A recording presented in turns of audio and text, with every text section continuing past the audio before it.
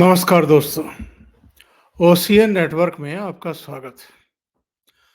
लोकसभा चुनाव सिर पर हैं और चाचा भतीजे यानी शरद पवार और अजित पवार एक दूसरे के खिलाफ मोर्चा खोल चुके हैं।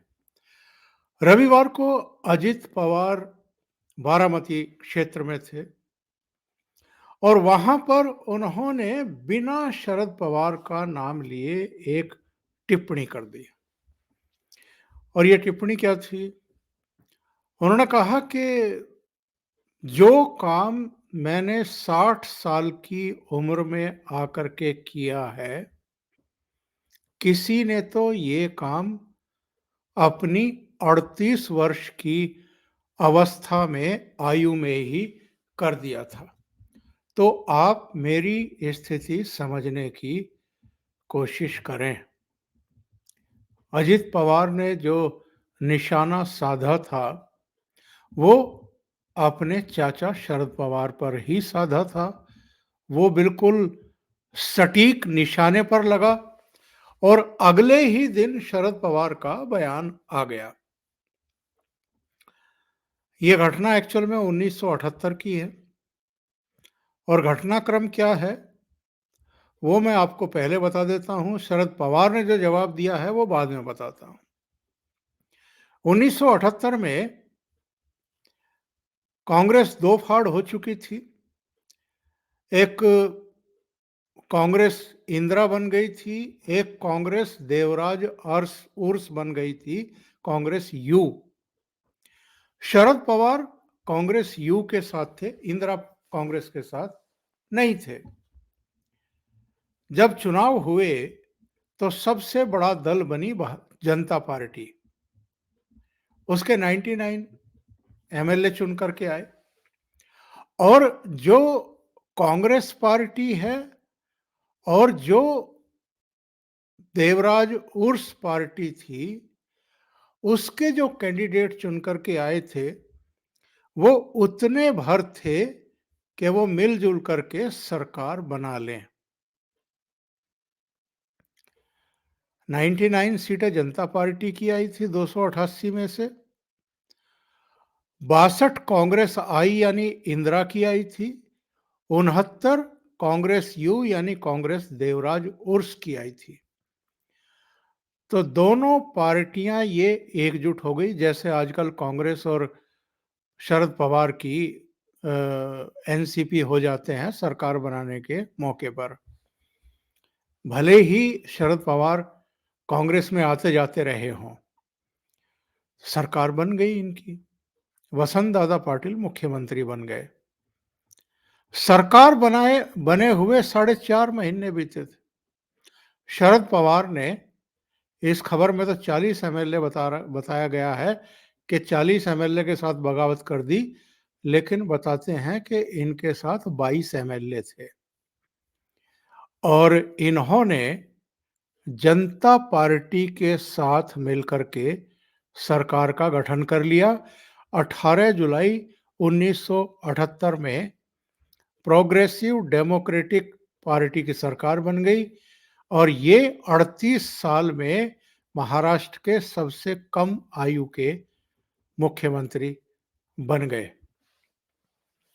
हालांकि ये सरकार भी कोई ज्यादा समय चल नहीं पाई, जनता पार्टी में फूट पड़ गई और इंदिरा गांधी तब तक 1980 में वापसी हो गई थी और इंदिरा गांधी के आदेश पर, निर्देश पर वो सरकार बर्खास्त कर दी गई, चली गई। मामला था ये। 38 साल की उम्र में शरद पवार ने मुख्यमंत्री बनने के लिए बगावत कर दी थी वसंत दादा पाटिल से और इनके भतीजे अजित पवार ने किस उम्र में इनसे बगावत की और 40 एमएलए लेकर के अलग हुए, जब अजित पवार 60 साल की उम्र पार कर चुके थे। तो ये बात उन्होंने कहाँ कही? बारामती में।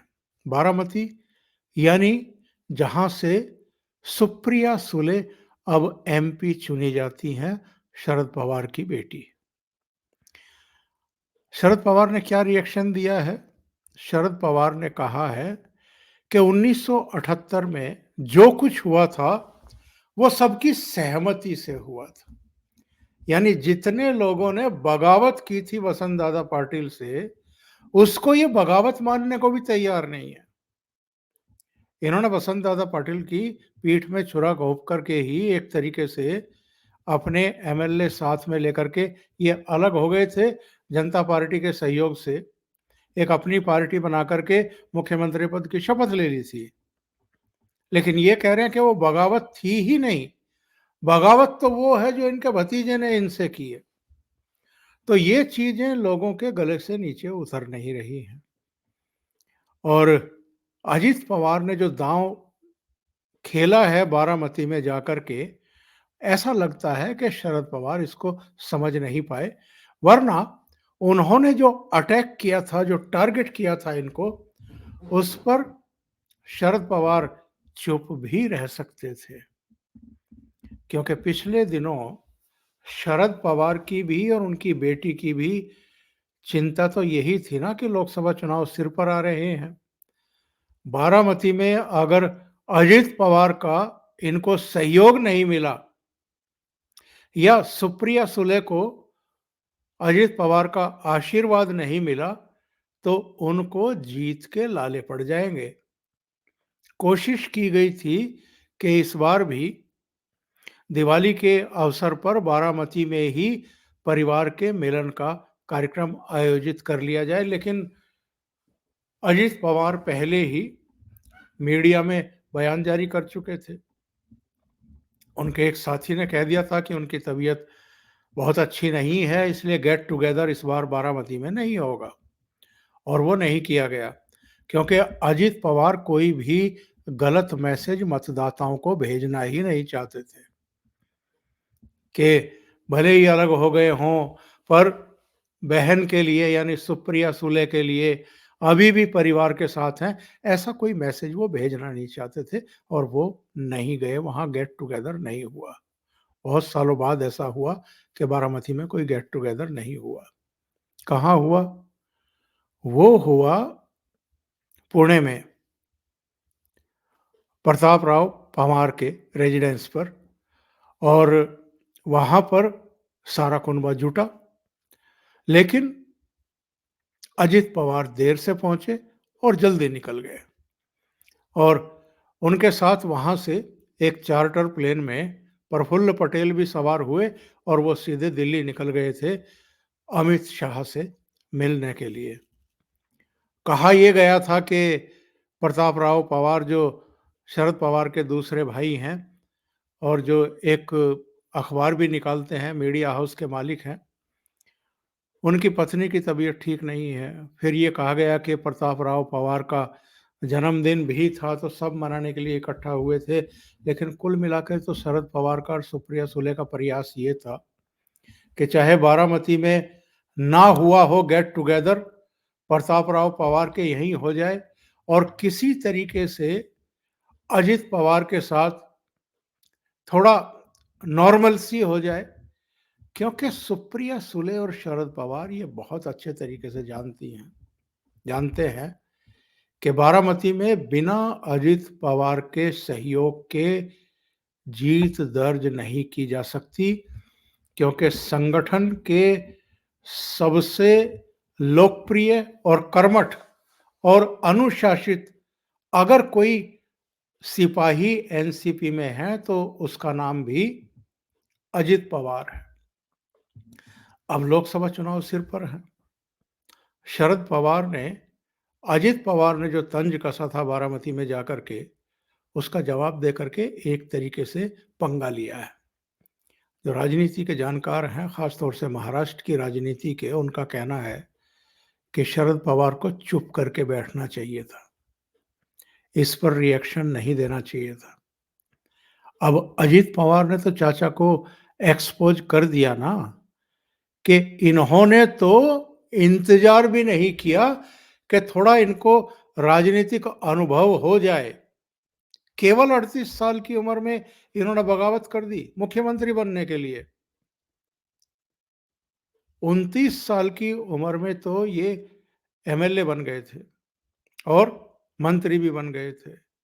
फिर 38 साल आते-आते महाराष्ट्र के सबसे कम उम्र के मुख्यमंत्री भी बन गए और कई बार मुख्यमंत्री बने और कम से कम 2 या 3 बार तो कांग्रेस से इन्होंने बगावत की।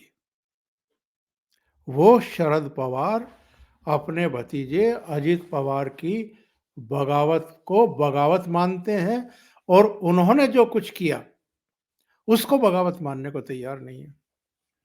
तो महाराष्ट्र की या बारामती की जो जनता है, जो मतदाता हैं, वो भी तो देख रहे हैं कि शरद पवार कितने डबल स्टैंडर्ड्स में जीते हैं। और हाँ, एक और बात हुई। मीडिया के लोगों ने पूछा कि भई ये जो अ, मल्लिकार्जुन खड़गे का नाम ममता बनर्जी और अरविंद केजरीवाल ने दिल्ली की जो इंडिया अलायंस की बैठक थी उसमें उछाला है, उस पर आपका क्या कहना है?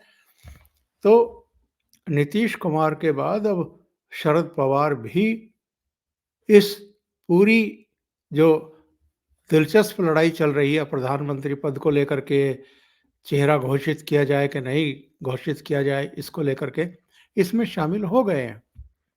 शरद पवार ने कहा कि 1977 में भी तो जब जनता पार्टी चुनाव लड़ रही थी तो किसी को चेहरे के तौर पर पेश नहीं किया गया था। बाद में जब नतीजे आ गए तो मोरारजी देसाई को प्रधानमंत्री बनाया गया था। तो इसी तरीके से हम लोगों को भी यानी इंडी अलायंस को भी कोई चेहरा सामने करके लड़ने की ज़रूरत नहीं है।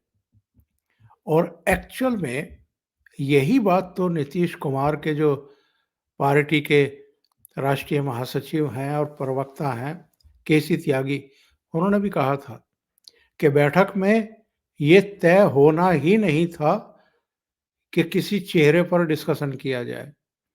ये तो रायता फैलाने के लिए और राहुल गांधी को एक तरीके से रेस से बाहर करने के लिए ममता बनर्जी और अरविंद केजरीवाल ने इस तरह का दांव खेल दिया। लेकिन लड़ाई तो सीट शेयरिंग को लेकर के महाराष्ट्र में भी शुरू हो गई है। संजय राउत 24-25 सीटों तक का दावा कर रहे हैं, 18 से लेकर के 25 सीटों तक का दावा कर रहे हैं। कांग्रेस भी 24 सीटों पर लड़ने की बात कर रही है और महाराष्ट्र में सीटें कितनी हैं लोकसभा की? 48। तो इन दोनों की मिलाकर के ही यानी संजय राउत गुट या उद्धव ठाकरे गुट का जो शिवसेना है और कांग्रेस है, इनके मिलाकर के ही 48 सीट ज़्यादा बैठ रहे हैं। तो फिर शरद पवार कौन सी सीटों पर लड़ेंगे? तो बड़ा दिलचस्प जो है इस समय महाराष्ट्र की राजनीति भी दिलचस्प मोड़ लेती हुई दिखाई दे रही है। अब देखना ये है कि जो चाचा भतीजे में व्यंग बाण शुरू हुए हैं और जो अजित पवार की तरफ से अटैक के बाद शरद पवार ने पलटवार किया है, ये क्या रंग लाता लाता है वहाँ और क्या गुल खिलाता है। अभी के लिए इतना ही। बहुत-बहुत धन्यवाद। अगर आपको ये चैनल और इसके कंटेंट पसंद आ रहे हैं, तो लाइक करें, कमेंट करें, वीडियो को शेयर भी करें। अभी तक अगर आपने ये चैनल सब्सक्राइब नहीं किया है, तो सब्सक्राइब कर लें और साथ में लगे बेल आइकॉन को दबा दें, ताकि आगे आने वाले वीडियो और उनके नोटिफिकेशन आप तक पहुँचते रहें। बहुत-बहुत धन्यवाद। नमस्कार।